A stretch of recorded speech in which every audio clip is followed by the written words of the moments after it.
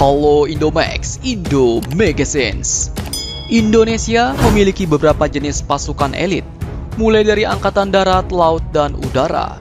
Dari Kopassus yang telah memiliki banyak pengalaman di medan laga, Kopaska dan Jaka yang mahir bertempur di wilayah perairan, Kopsus, pasukan elit baru yang terbentuk dari gabungan 3 matra, hingga Denharin atau Detasmen Harimau, pasukan melegenda yang jejak-jejaknya pun seakan tak dapat ditelusuri oleh siapapun. Sudah banyak yang menceritakan perjuangan dan ketangguhan pasukan khusus suatu militer saat bertugas di medan pertempuran, bos. Dan kali ini, admin akan membahas sedikit tentang kisah salah satu pasukan elit TNI yang diakui dan pernah diwaspadai oleh dunia ini. Pasukan elit ini berasal dari matra Angkatan Udara, yaitu Paskas atau Kopaskas, singkatan dari Komando Pasukan Khas Angkatan Udara. Ciri khas yang dimiliki oleh Paskas terletak pada kemampuan personel pasukan dalam mengendalikan bandara atau pangkalan udara. Tugas utama Paskas adalah menjaga pangkalan udara dan semua asetnya. Dalam peperangan, tugas utama mereka juga menguasai pangkalan udara lawan dan kemudian mengoperasikannya sendiri. Dan wajib kalian tahu nih bos, bahwa Paskas adalah satu-satunya pasukan elit TNI yang bisa mengoperasikan bandara atau pangkalan udara. Hal itu dikarenakan mereka telah mendapat pelatihan pengoperasian pangkalan udara secara memadai. Dan kali ini ada sebuah kisah menarik, ketika pasukan dari Australia pun dibuat terkagum-kagum karena kehebatan sepak terjang dari pasukan elit TNI Angkatan Udara ini. Dikutip dari beberapa sumber berita berikut, salah satunya yaitu greathot.id, tentang Paskas TNI AU yang ditakuti oleh pasukan Australia. Sumber tersebut mengisahkan bahwa pada waktu itu personel Paskas yang bertugas di Bandara Internasional Komoro sangat mahir mengoperasikan bandara. Pasukan Australia pun akhirnya berubah menjadi segan terhadap para personel pasukan elit TNI Angkatan Udara ini, yaitu Paskas. Nah, kisah ini terjadi pada tahun 1999, ketika akhirnya wilayah Timor Timur terlepas dari Negara Kesatuan Republik Indonesia akibat referendum jejak pendapat yang diakui oleh PBB. Saat itu ketegangan masih berkecamuk di mana-mana, di semua wilayah Timor Timur yang sekarang menjadi negara Timor Leste. Warga Timor Timur yang lebih memilih NKRI pun ramai pindah ke Indonesia. Ketika referendum wilayah Timor Timur secara resmi diakui oleh PBB dan dunia, pasukan Republik Indonesia pun banyak yang akhirnya dipulangkan ke tanah air serta membawa semua perlengkapan tempurnya, bos. Iring-iringan atau konvoi pasukan pun secara teratur keluar dari wilayah Timor Timur dalam formasi siap tempur untuk mengantisipasi sewaktu-waktu jika ada serangan mendadak. Pasukan Paskas pun menjadi pasukan yang paling terakhir yang dipulangkan ke tanah air Indonesia. Saat itu terdapat personel pasukan Paskas yang berada di Bandara Komoro, daerah Timor Timur. Mereka bertugas untuk mengendalikan dan mengamankan bandara karena para operator sipil bandara Komoro dievakuasi ke Kupang, Nusa Tenggara Timur. Ketegangan pun akhirnya terjadi ketika sebuah pesawat Hercules C-130 milik Angkatan Udara Australia pada tanggal 20 September 1999 mendarat di Bandara Komoro, yang notabene saat itu sedang dikuasai oleh Paskas TNI Angkatan Udara. Pesawat itu pun ternyata berisi pasukan multinasional, yaitu The Internal Force of East Timor, atau disebut juga dengan pasukan Interfet.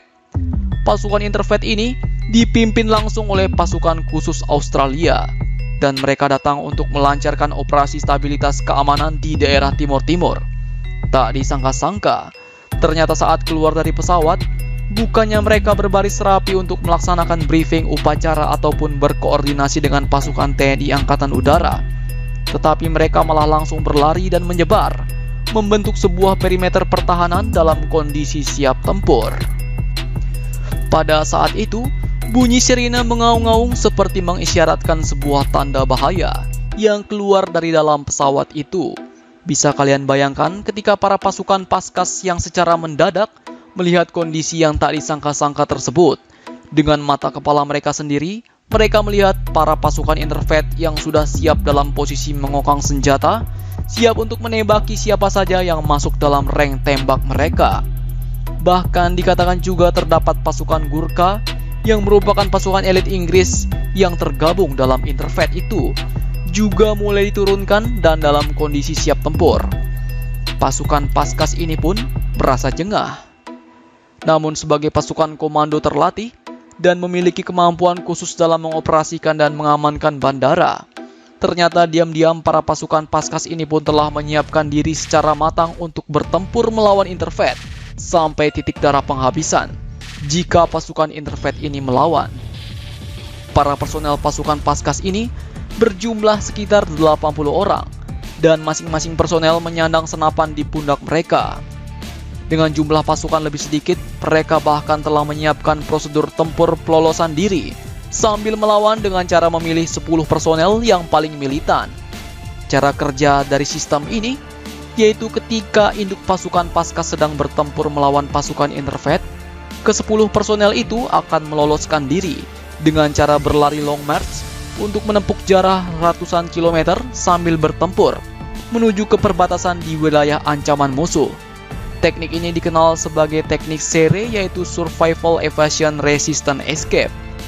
Tujuannya adalah untuk menyampaikan salam komando kepada Dankop Paskas dan seluruh jajaran serta petinggi TNI. Nah, namun sebelumnya bos, di balik semua ketegangan ini, ternyata para pasukan Interfet mendapatkan info yang berbeda tentang kondisi lapangan di Bandara Komoro dan Kota Dili. Dalam kondisi tegang tersebut, para pasukan Interfet ini sebenarnya juga sedang bingung.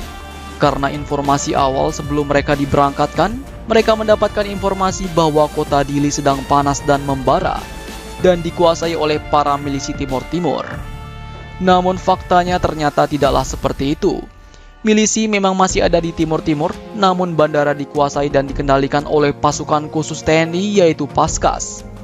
Bahkan para pasukan Interfet ini tugas awalnya adalah mengendalikan Bandara Komoro serta mengamankan atau melucuti senjata para personel atau milisi yang berada di tim-tim dan tembak mati bagi siapapun yang melawan. Dan bukannya untuk langsung menghadapi pertempuran seperti ini bos. Mereka pun kaget ketika keluar dari pesawat melihat sejumlah pasukan bersenjata lengkap dan berseragam dan secara profesional mengatur serta mengendalikan Bandara Udara Komoro. Dan mungkin terbersit di hati mereka, dari manakah pasukan asing yang profesional ini? Apakah mereka pasukan khusus dari negara lain yang telah mendarat duluan? Dan ketika mereka telah menyadari bahwa pasukan profesional ini adalah pasukan khas Angkatan Udara dari TNI Angkatan Udara, mereka pun akhirnya membatalkan misi awal mereka untuk melucuti personel bersenjata yang mereka temui. Karena terlihat di depan mata mereka bahwa pasukan khas TNI AU ini juga dalam kondisi siap tempur. Bahkan keahlian Paskas TNI AU dalam mengendalikan bandara ini membuat para pasukan Australia pun merasa segan. Karena pada waktu itu, diketahui oleh para pasukan dari Australia ini hanya pasukan terlatih SAS-lah atau Special Air Service dari pasukan elit Inggris lah yang memiliki kemampuan dalam mengendalikan bandara. Dan karena kemampuan Paskas ini, mereka telah terlihat bahwa kemampuan Paskas setara dengan kemampuan dengan pasukan elit Inggris yaitu SAS atau Special Air Service. Dan akhirnya situasi pun kembali kondusif setelah petinggi militer Interfet tiba dan menyambut Pangkopsau II dari TNI Angkatan Udara. Nah, seperti itulah kisah di mana pasukan Australia pun segan ketika berhadapan dengan pasukan khas TNI Angkatan Udara, yaitu pasukan elit Indonesia.